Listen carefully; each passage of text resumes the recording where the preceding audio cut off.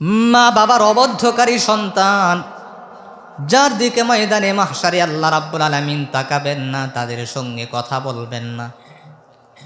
অথচ সেই রাসূলই বলেন ময়দানে মাহশারে আল্লাহ রাব্বুল আলামিন এমন এমন নাফরমান ব্যক্তিদেরকে ক্ষমা করে দিবেন যার ৯৯টা গুনাহের খাতা থাকবে। রাসূলুল্লাহ বলেন মাদ্দাল বাসর, তার এক একটি খাতা হবে গুনাহের খাতা হবে, নাফরমানির খাতা হবে। মানুষের দৃষ্টি যেই পর্যন্ত যায় তার গুনাহের খাতাটা সেই পর্যন্ত ভারী হয়ে যাবে। এমন ব্যক্তি যার ৯৯টা খাতা থাকবে নাফরমানির খাতা, একটি খাতা থাকবে নেক আমলের খাতা। যার নাফরমানির খাতা এত বড় হবে, তার স্বাভাবিকভাবেই মিজানের পাল্লায় গুনাহের পাল্লাটা ভারী হবে। ঠিক কিনা বলেন? আল্লাহর হাবিব জনাবে মুহাম্মদুর রাসূলুল্লাহ সাল্লাল্লাহু আলাইহি ওয়াসাল্লাম বলে, যার ৯৯টা গুনাহের খাতা থাকবে ময়দানে মাহশারে আল্লাহ রাব্বুল আলামিন সেই নাফরমান ব্যক্তিটাকে জিজ্ঞাসা করবেন, ও নাফরমান বান্দা, আজকের এই দিনে তোমার জান্নাতে যাওয়ার কোনো উপায়, কোনো পদ্ধতি তোমার কাছে আছে নাকি? যার ৯৯টা গুনাহের খাতা থাকবে, নাফরমানির খাতা থাকবে, তার হিসাব নিকাশের প্রয়োজন হবে না। সে এমনিতে আল্লাহ তাআলার জবাবে বলে দিবে, আল্লাহ আমার কাছে জান্নাতে যাওয়ার জন্য, আজকের এই দিনে ক্ষমা পাওয়ার জন্য কোনো উপায়, কোনো মাধ্যম আমার জানা নাই, কোনো উপায়, কোনো মওজুদ আমার কাছে কোনো কিছুই নেই, কোনো মাধ্যম আমার কাছে নেই, এমন কোনো নেক আমল আমার কাছে নাই যেটা তোমার কাছে পেশ করে আমি আজকের এই দিনে ময়দানে মাহশারে জান্নাতের আশা করতে পারি, জাহান্নাম থেকে বাঁচার আশা করতে পারি। দেখেন আল্লাহ রাব্বুল আলামিন যার ৯৯টা গুনাহের খাতা থাকবে, যার এক একটা খাতা মাদ্দাল বাসর, চোখের শেষ দৃষ্টি পর্যন্ত বড় হবে, এমন ব্যক্তিকে আল্লাহ তাআলা ময়দানে মাহশারে বলবেন, ওয়ালাকা শাইউন ইনদি, ও বান্দারে তুমি যেহেতু নৈরাশ হয়ে গেছো, তোমার কাছে কিছুই নাই জান্নাতের আশা করবার মতো, কিন্তু আজকের এই দিনে তোমাকে সাহস দেওয়ার জন্য, তোমাকে বাঁচানোর জন্য আমি আল্লাহর কাছে একটা জিনিস আছে। ওয়ালাকা শাইউন ইনদি, ও বান্দা আজকের এই দিনে জান্নাতি নেওয়ার জন্য, জান্নাতি পৌঁছানোর জন্য তোমার জন্য আমি আল্লাহ তাআলার কাছে একটা জিনিস আছে। তখন আল্লাহ রাব্বুল আলামিনকে জিজ্ঞাসা করা হবে, আল্লাহ কোন জিনিস, কোন জিনিসের মাধ্যমে আজকে আপনি আমাকে ক্ষমা করবেন? রব্বুল আলামিন ইয়াদখুলুল বিতাকা, তখন আল্লাহ তাআলা একটি বিতাকা বের করবেন, বিতাকাতুদ দুখুল, আল্লাহ তাআলা একটা আইডি কার্ড, একটি প্রবেশপত্র বের করবেন। সুবহানাল্লাহ। আল্লাহ তাআলা একটি বিতাকাতুদ দুখুল বের করবেন। তখন তার যত পাপ আছে, যত নেক আমল আছে, সব কিছু যখন মিজানের পাল্লায় ওজন করা হবে, যার ৯৯টা গুনাহের খাতা থাকবে, স্বাভাবিকভাবেই তার গুনাহের পাল্লাটা ভারী হয়ে যাবে, ভারী হয়ে যাবে ভাব। আল্লাহ তখন বিতাকাতুদ দুখুল নামের একটা কার্ড বের করে তখন নেকের পাল্লার মধ্যে বসায় দিবে। সুবহানাল্লাহ। রব্বুল আলামিন এই বিতাকাতুদ দুখুল বসানোর সঙ্গে সঙ্গে ওই নাফরমান ব্যক্তির মিজানের নেকের পাল্লাটা ময়দানে মাহশারে ভারী হয়ে যাবে।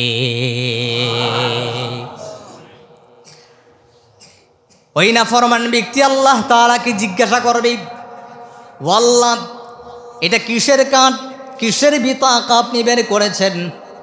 রব্বুল আলামিন ময়দানে মাহশারে সেই নাফরমান বান্দাকে বলবে, বান্দারে দুনিয়াতে যাওয়ার পরে তুমি জমিনের মধ্যে গিয়া বলেছিলা লা ইলাহা ইল্লাল্লাহু মুহাম্মাদুর রাসূলুল্লাহ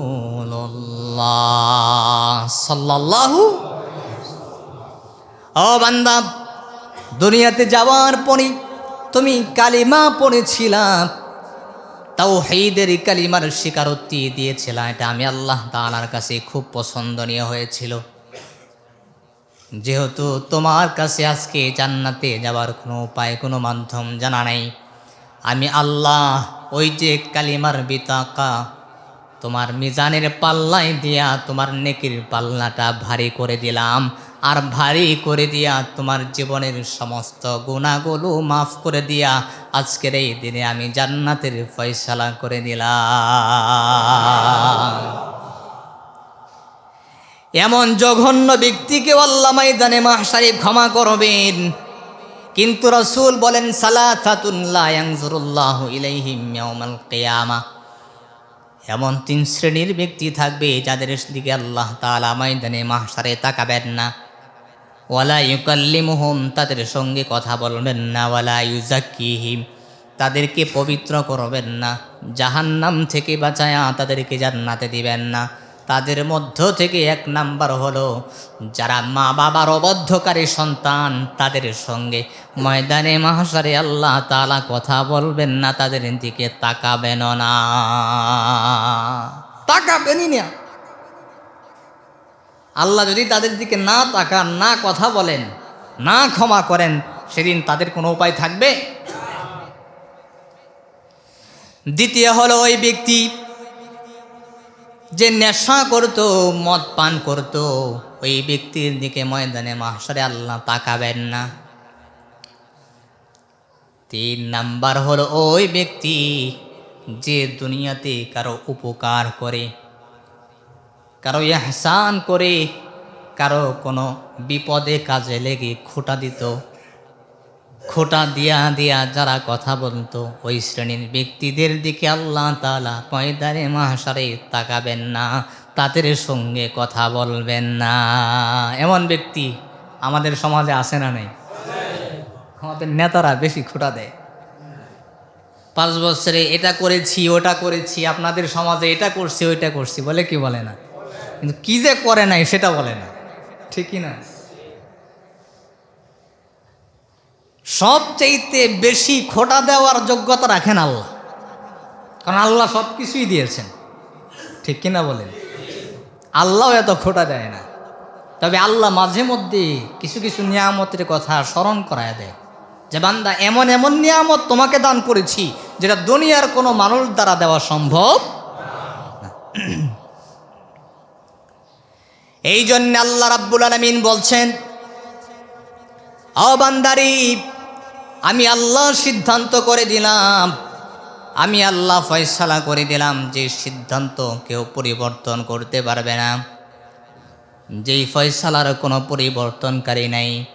আমি আল্লাহ জানায়া দিলাম, কদা রাব্বুকা আল্লা তা'বুদু ইল্লা ইয়্যাহু ওয়া বিল ওয়ালিদাইনি ইহসানা। আমি আল্লাহ সিদ্ধান্ত করে দিলাম, আমি আল্লাহ ফয়সালা করে দিলাম, দুনিয়াতে কেবলমাত্র শুধুমাত্র আমি আল্লাহর ইবাদত করবা, অন্য কারো ইবাদত চলবে না। ও বান্দারে, আমি আল্লাহ এই আসমান জমিন সৃষ্টি করেছি, পাহাড় পর্বত নদী নালা সমুদ্র সব কিছুই সৃষ্টি করেছি, আমার একটা উদ্দেশ্য আছে না নাই? আল্লাহ রাব্বুল আলামিন বলছেন, ওমা খালাকতুল জিন্না ওয়াল ইনসা ইল্লা লিয়াবুদুন। এবং রাসূল সাল্লাল্লাহু আলাইহি ওয়াসাল্লাম বলছেন, আদ-দুনিয়া খুলিকাত লাকুম ওয়া আনতুম খুলিকাতুম লিল আখিরাহ। আমি আল্লাহ এই দুনিয়ার যত সৃষ্টি আছে, যত মাখলুক আছে, দুনিয়ার যত মাখলুক আছে, সমস্ত মাখলুক আমি আল্লাহ জিন ইনসানের খিদমা করার জন্য, তোমাদের গোলামি করার জন্য বানিয়েছি, সৃষ্টি করেছি। ওয়া আনতুম খুলিকাতুম লিল আখিরাহ, আর তোমাদেরকে কেবলমাত্র শুধুমাত্র আমি আল্লাহর গোলামি করার জন্য বানিয়েছি। আফা হাসিবতুম আন্নামা খালাকনাকুম আবাসা। আল্লাহ স্মরণ করিয়ে দিচ্ছেন, প্রশ্ন করছেন, বান্দারে তোমরা কি মনে করেছো আমি আল্লাহ তোমাদেরকে অহেতুক বানিয়েছি? না, আমি আল্লাহ অহেতুক বানাই নাই। আমি আল্লাহর উদ্দেশ্য আছে না নাই? একটা উদ্দেশ্য নিয়ে এই আসমান বানিয়েছি, একটা উদ্দেশ্য নিয়ে এই জমিন বানিয়েছি, উদ্দেশ্য নিয়ে আমি আল্লাহ সূর্য তৈরি করেছি, উদ্দেশ্য নিয়ে আমি আল্লাহ চন্দ্র সৃষ্টি করেছি, উদ্দেশ্য নিয়ে আমি মানুষ বানিয়েছি, উদ্দেশ্য নিয়ে আমি জিন বানিয়েছি, ফেরেশতা সৃষ্টি করেছি। উদ্দেশ্য ছাড়া আমি আল্লাহ কোনো কিছুই সৃষ্টি করি নাই। আমি আল্লাহ যে আসমান তোমাদের গোলামি করার জন্য বানাইলাম, প্রমাণ হলো। আমি আল্লাহ জমিন যে তোমাদের গোলামি করার জন্য বানাইলাম, প্রমাণ হলো। যতদিন পর্যন্ত এই দুনিয়াতে আমি আল্লাহ বলনেওয়ালা একজন ব্যক্তি থাকবে, একজন মুমিন থাকবে, যে জবান দিয়ে স্বীকারোক্তি দিবে আমার রব হলো আল্লাহ, যে জবান দিয়ে স্বীকারোক্তি দিবে আমার সৃষ্টিকর্তা হলো আল্লাহ, লা ইলাহা ইল্লাল্লাহ বলনেওয়ালা একজন ব্যক্তি থাকবে, ততদিন পর্যন্ত তার গোলামি করার জন্য আসমান ঠিক থাকবে, ততদিন পর্যন্ত তার গোলামি করার জন্য জমিন ঠিক থাকবে, ততদিন পর্যন্ত তার গোলামি করার জন্য চন্দ্র ঠিক সময় উদিত হবে, সূর্য ঠিক সময় উদিত হবে, বৃষ্টির সময় বৃষ্টি আসবে, রোদের সময় রোদ আসবে। আর যেদিন দুনিয়াতে লা ইলাহা ইল্লাল্লাহ বলনেওয়ালা একজনও থাকবে না, সেদিন আমার আল্লাহ এই আসমান রাখবে না, জমিন রাখবে না, চন্দ্র সূর্য পাহাড় পর্বত নদী নালা সমুদ্র কিছুই রাখবে না, সব কিছুই আমার আল্লাহ ধ্বংস করে দিবে। প্রিয় হাজিরিন, এরপরে রব্বুল আলামিন তার দ্বিতীয় সিদ্ধান্তের কথা জানালেন, ওয়াবিল ওয়ালিদাইনি ইহসানা, যাদের মাধ্যমে তোমাদেরকে দুনিয়াতে পাঠাইলাম, যাদের মাধ্যমে তোমাদেরকে আমি আল্লাহ পরিচালনা করলাম, তাদের সঙ্গে ভালো আচরণ করবা, তাদের সঙ্গে সদ্ব্যবহার করবা, তাদের সঙ্গে কিভাবে কথা বলবা, কিভাবে আচরণ করবা, আমি আল্লাহ কোরআনুল হাকিমের মধ্যে তোমাদেরকে জানায় দিলাম। রব্বুল আলামিন শিষ্টাচার শিক্ষা দিচ্ছেন। ইম্মা ইয়াবলুগান্না ইনদাকাল কিবারা আহাদুহুমা আও কিলাহুমা ফালা তাকুল লাহুমা উফিন ওয়ালা তানহারহুমা ওয়া কুল লাহুমা কাওলান কারীমা। আল্লাহু আকবার। আল্লাহ বলছেন তাদের মধ্য থেকে দুইজন অথবা একজন যখন বার্ধক্যে উপনীত হবে, তখন তাদের সঙ্গে কিভাবে কথা বলবা। ফালা তাকুল লাহুমা উফ, আল্লাহ শিষ্টাচার শিক্ষা দিচ্ছেন। কে? আল্লাহ শিক্ষা দিচ্ছেন। এই কথার মুআল্লিম হলেন আল্লাহ। মা বাবার সঙ্গে কেমন আচরণ করবেন এই কথা শিক্ষা দিচ্ছেন কে? আল্লাহ। আল্লাহ বলছেন ফালা তাকুল লাহুমা উফ, তারা যখন বার্ধক্যে উপনীত হবে বাচ্চাদের মতো কথা বলবে, একটি কথা বারবার বারবার বলতে থাকবে, বারবার বারবার তোমাকে শোনাতে থাকবে, তখন তাদের আচরণে বিরক্তিকর ভাব প্রকাশ করা যাবে না।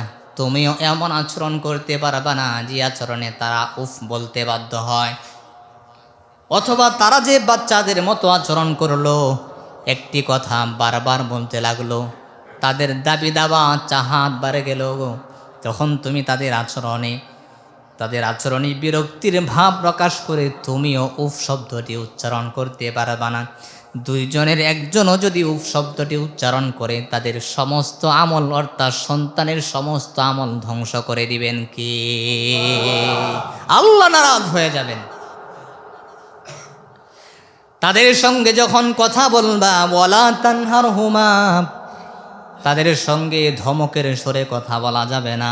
কে বলেছেন? বরং কিভাবে কথা বলবা আমি আল্লাহ শিক্ষা দিয়া দিলাম। ওয়াকুল লাহুমা কাওলান কারীমা, তাদের সঙ্গে যখন কথা বলবা তখন সম্মান রেখে কাওলান কারীমা বলবা, ইজ্জতের সাথে, সম্মান দিয়া, শ্রদ্ধার সাথে, শরীফভাবে, ভদ্রভাবে তাদের সঙ্গে কথা বলতে হবে। কে বলেছেন? এরপরে আল্লাহ রাব্বুল আলামিন বলছেন, কারণ তুমি যে সম্মান দেখাইলা, শ্রদ্ধা দেখাইলা, এটা দুই ধরনের হতে পারে। একটা হলো সমাজে এখন তোমার টাকা পয়সা হয়েছে, তোমার ইজ্জত হয়েছে, তোমার টাকা পয়সা হওয়ার পরে, ইজ্জত হওয়ার পরে তুমি যদি তোমার মা বাবার সঙ্গে ভালো আচরণ না করো, সমাজে তোমার ইজ্জত চলে যাবে। মানুষ তোমাকে খারাপ বলবি, তোমাকে কটু কথা বলবি। সমাজের লোককে দেখানোর জন্য তুমি তোমার মা বাবার সঙ্গে ভালো আচরণ করলা, এটা আল্লাহর কাছে গ্রহণযোগ্য না। আল্লাহ বলছেন ওয়াখফিদ লাহুমা জানাহাযুল্লি, তাদের সামনে বিনয়ের ডানা বিছিয়ে দেবা। অর্থাৎ তাদের সঙ্গে যে কথা বলবা সমাজের লোককে দেখানোর উদ্দেশ্যে না, বরং মিনার রহমা, অর্থাৎ দয়া থেকে, ভালোবাসা থেকে, মহাব্বত থেকে, মন থেকে তাদের সঙ্গে ভালো আচরণ করতে হবে। আল্লাহু আকবার। কে বলেছেন? তাদের সঙ্গে খারাপ আচরণ করা যাবে? রাসূল সাল্লাল্লাহু আলাইহি ওয়াসাল্লামের জলিলুল কদর সাহাবী হযরতি আবু হুরায়রা রাদিয়াল্লাহু তাআলা আনহু, রাসূলুল্লাহ থেকে সবচাইতে সহিহ সনদে যিনি বেশি হাদিস বর্ণনা করেছেন, হযরতে আবু হুরায়রা রাদিয়াল্লাহু তাআলা আনহু যখন কালিমা পড়ে মুসলমান হয়ে গেলেন, রাসূলুল্লাহর দরবারে তিনি সময় দিচ্ছেন। একদিন রাত্রিবেলা লেট করে বাড়িতে ফিরলেন। মা জিজ্ঞাসা করলেন, আবু হুরায়রা এত লেট করে বাড়িতে ফিরলা, কারণটা কি, কোথায় ছিলা? মায়ের প্রশ্নে হযরতে আবু হুরায়রা রাদিয়াল্লাহু তাআলা আনহু ডাক দেয়া বলে, মা, আমি পৃথিবীর শ্রেষ্ঠ মহামানব মুহাম্মদুর রাসূলুল্লাহর দরবারে ছিলাম। আমি তার হাতে হাত রেখে কালিমা পড়ে মুসলমান হয়ে গিয়েছি। হযরতে আবু হুরায়রার মা এই কথা শোনার পরে আবু হুরায়রাকে ডাক দেয়া বলে, আবু হুরায়রা, মুহাম্মদের দরবারে কেন যাও? কেন তুমি কালিমা পড়ে মুসলমান হইলা? হয়তো আমি মায়ের ঘর ছাড়বা, না হয় মুহাম্মদের দরবার ছাড়বা, দুইটা থেকে একটা। এই কথা বলে হযরতে আবু হুরায়রাকে শাসন করলেন, তিনি প্রহার করলেন। আর একটা বর্ণনায় পাওয়া যায়, হযরতে আবু হুরায়রার মা বলতেছে, আবু হুরায়রা, যতক্ষণ না পর্যন্ত তুমি মুহাম্মদের কালিমা না ছাড়বা, ততক্ষণ পর্যন্ত আমি মা তোমার সঙ্গে কথা বলবো না এবং খাবার গ্রহণ করব না। তুমি কালিমা ছেড়ে দিলে আমি তোমার সঙ্গে কথা বলবো এবং খাবার গ্রহণ করব, আর না হয় আমি মা খাবারও মুখে দেব না। মা এমন শপথ করলেন। হযরতে আবু হুরায়রা কি করবেন? এদিকে ইসলাম, অন্যদিকে মা। দৌড়াইয়া রাসূল সাল্লাল্লাহু আলাইহি ওয়াসাল্লামের দরবারে চলে গেলেন। আল্লাহর হাবিবকে বলতেছেন, ইয়া রাসূলুল্লাহ, ইয়া হাবিবাল্লাহ, আমার মায়ের সঙ্গে আজকে এই ঘটনা ঘটেছে। তিনি আমাকে শাসন করেছেন এবং বলেছেন হয়তো বা আপনার দরবার ছাড়বো, আর না হয় মায়ের ঘর ছেড়ে দিব। ইয়া রাসূলুল্লাহ, ইয়া হাবিবাল্লাহ, আমি কি করতে পারি? দেখেন আল্লাহর হাবিব সাল্লাল্লাহু আলাইহি ওয়াসাল্লাম আবু হুরায়রাকে কোনো জবাব না দিয়া হযরতে আবু হুরায়রাকে বলতেছে, আবু হুরায়রা, তুমি কি তোমার মায়ের ব্যাপারে আমার কাছে অভিযোগ করতেছো নাকি? হে আবু হুরায়রা, তুমি কি তোমার মায়ের ব্যাপারে আমার কাছে বিচার দিচ্ছ নাকি? আবু হুরায়রা, শুনে রাখো, তুমি এমন একজন ব্যক্তির ব্যাপারে আমার কাছে বলতেছো যার ব্যাপারে উত্তর দেওয়া। আবু হুরায়রা, সে তোমার মা। মায়ের ব্যাপারে কোনো বিচার ফয়সালা আমি করতে পারবো না।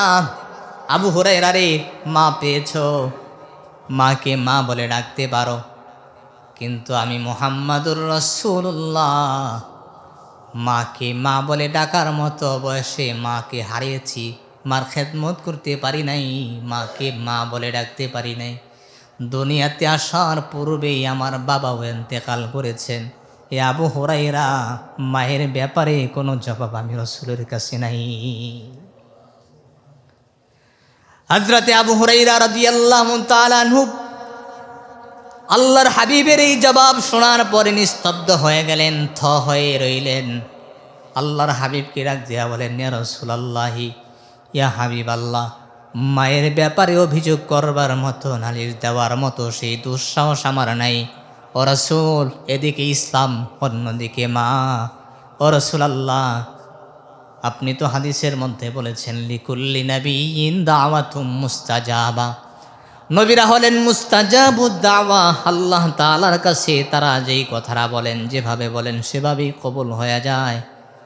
ইয়া রাসূলাল্লাহি, ইয়া হাবিবাল্লাহ, আমি সন্তান হইয়া মায়ের ব্যাপারে আপনার কাছে হেদায়েতের দোয়া ভিক্ষা চাচ্ছি।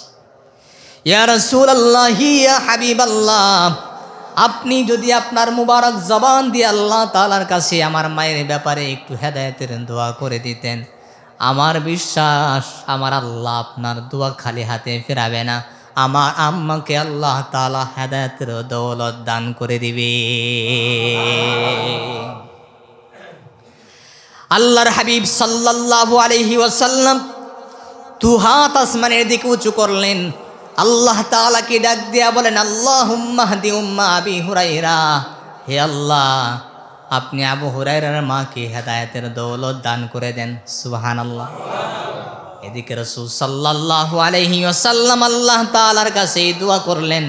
হযরতে আবু হুরায়রা নবীজির দরবার থেকে বের হয়ে দৌড়াতে আরম্ভ করে দিলেন। তিনি শরীফ মানুষ ছিলেন, ভদ্র মানুষ ছিলেন, ঠান্ডা মেজাজের মানুষ ছিলেন। তার দৌড়ানির বচন ভঙ্গিটা এমন ছিল, মনে হচ্ছিল ঝগড়া লেগেছে, না জানি কি ঘটে গেছে। সাহাবাই আজমাইন হযরতে আবু হুরায়রাকে ডাক দেয়া বলে, আবু হুরায়রা, তুমি তো শৃঙ্খল না, তুমি তো ঠান্ডা মেজাজের মানুষ, কেন দৌড়াচ্ছ? কি হয়েছে আবু হুরায়রা? হাদিসের মধ্যে, হাদিসের ভাষায় বলা হয়, দুইজন সাহাবী হযরতে আবু হুরায়রার কাপড়ের মধ্যেও টান দেয়া ধরেছিল। হযরতে আবু হুরায়রা তাদের হাত থেকে কাপড়কে ছোটায়া দৌড়াতে শুরু করে দিলেন, আর উঁচু আওয়াজ দিয়ে বলতে লাগলেন, আমি দৌড়াচ্ছি, কারো সাথে ঝগড়া হয় নাই, কারো সাথে আমার ঝামেলা হয় নাই, আমার রাসূল আমার মায়ের ব্যাপারে হেদায়েতের দোয়া করেছে, আমি দৌড়াইয়া বাড়ির দিকে যাচ্ছি, আমি দেখতে চাই আমি বাড়িতে আগে পৌঁছাই নাকি আমার রাসূলের দোয়া আমার আগে আমার বাড়িতে পৌঁছে যায়। হযরতে আবু হুরায়রা রাদিয়াল্লাহু তাআলা আনহু বাড়িতে গেলেন, দরজার মধ্যে নক করলেন। দরজার মধ্যে নক করার পরে ভিতর থেকে মা আওয়াজ দিচ্ছে, বাবা আবু হুরায়রা, দাঁড়াও, আমি আসতেছি। হযরতে আবু হুরায়রা ডাক দিয়া বলে, আমি যখন আমার মায়ের দরজার মধ্যে নক করলাম, আমার মায়ের পূর্বের আচরণের কথার বচন ভঙ্গিতা এবং পরের কথার আওয়াজ দুইটা ভিন্ন, কেমন যেন আমার মায়ের আওয়াজ নিচু হয়ে গেছে, শালীন হয়ে গেছে। আমার মা বলতেছে, আবু হুরায়রা দাঁড়াও, আমি গোসল করতেছি, আমি বের হচ্ছি।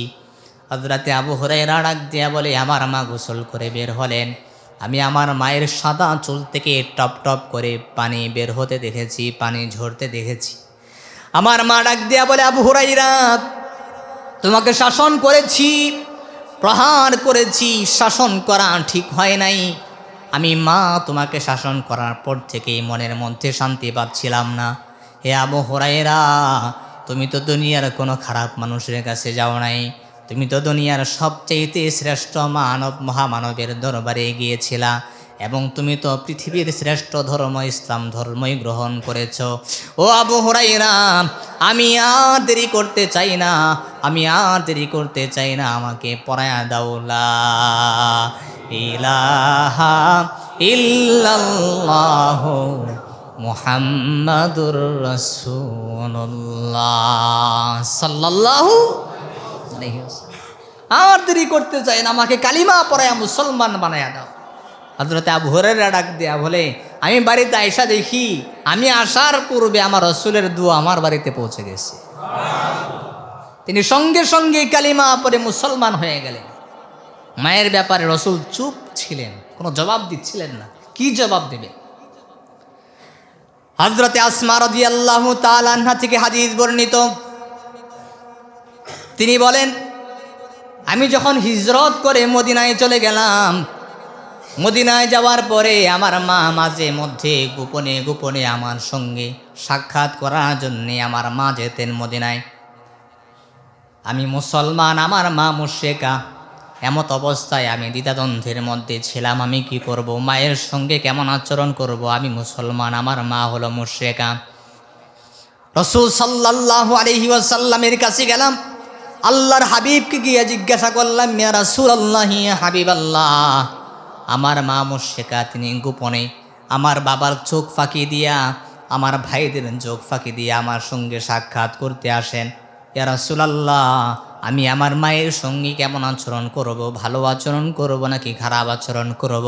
আল্লাহর হাবিব ডাক দেয়া বলে, সিলি উম্মা, কি তুমি তোমার মায়ের সঙ্গে ভালো আচরণ করবা, কারণ তোমার মা কাফের হতে পারে, তোমার মা মুশরিক হতে পারে, তোমার মা তোমার বাবা জালেম হতে পারে। ওয়া ইন জালামা, তারা যদি জালেম হয়, এমনও যদি হয় দুই ভাইয়ের মধ্যে এক ভাইকে সম্পদ বাড়িয়ে দিয়েছে আর এক ভাইকে সম্পদ কমিয়ে দিয়েছে, অথবা এমন হয়েছে এক ভাইকে কোনো একটা বিষয়ে সে ভালো দেখে আরেক ভাইকে কম দেখে, এক ভাইয়ের সন্তানকে ভালো চোখে দেখে আরেক ভাইয়ের সন্তানকে একটু অন্য নজরে দেখে, এক ভাইয়ের সন্তানকে বেশি ভালোবাসে অপর ভাইয়ের সন্তানকে একটু কম ভালোবাসে, যদি তারা এই ব্যাপারে জুলুমও করে, অন্যায় করে, এই জুলুমের ব্যাপারে তাদের সঙ্গে মুআমালাত হবে আল্লাহর। কিন্তু তুমি সন্তান হিসাবে তোমার মা তোমার বাবা কাফেরও হতে পারে, জালেমও হতে পারে, সন্তান হইয়া তুমি তাদের সঙ্গে খারাপ আচরণ করতে পারবা না।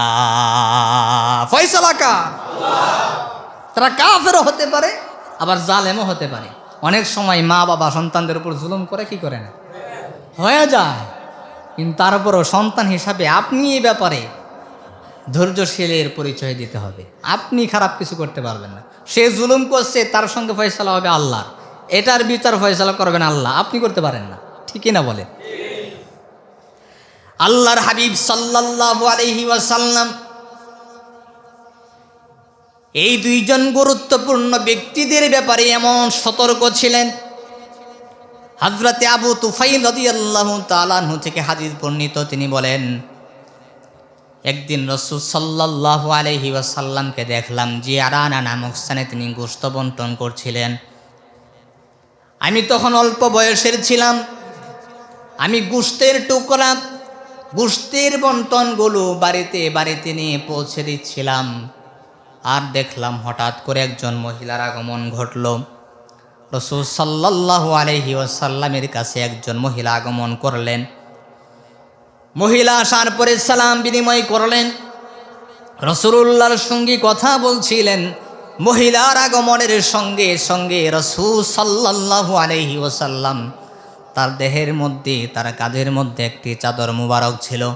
রাসূল সাল্লাল্লাহু আলাইহি ওয়াসাল্লাম তার গায়ের চাদর মুবারক ওই মহিলা বসার জন্য তার সম্মানে মাটির মধ্যে বিছিয়ে দিলেন। হযরতে আবু তুফাইল রাদিয়াল্লাহু তাআলা ডাক দিয়া বলে, আমি দূর থেকে পর্যবেক্ষণ করছিলাম কে সেই মহিলা, কোন কারণে তার এত সম্মান, তার এত ইজ্জত। রাসূল তার গায়ের চাদর মুবারক মাটির মধ্যে বিছিয়ে দিলেন। কি এমন আমল সে করেছে যে আমলের কারণে রাসূল তাকে এত সম্মান দেখালো, এত ইজ্জত দেখালো? দৌড়াইয়া হযরতে আবু তুফাইল রাদিয়াল্লাহু তাআলা চলে গেলেন, যে ইয়া রাসূলুল্লাহকে সালাম দিলেন।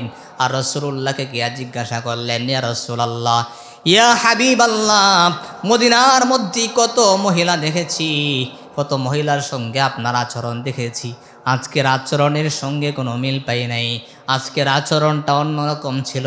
ইয়া রাসূলুল্লাহ, আপনার গায়ের চাদর মুবারক মাটির মধ্যে কেন বিছালেন?